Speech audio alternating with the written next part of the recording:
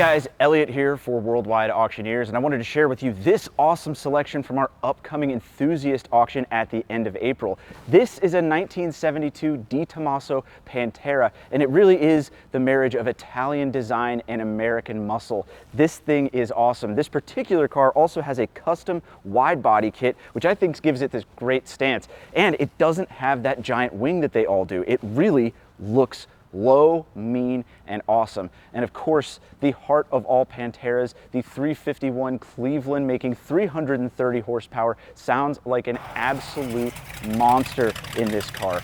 Now, this car is going to be going across the block in our Enthusiast auction, and you can be here in person to bid on it, or bid on the phone, or bid online. But honestly, let's just listen to it and watch it go down the road.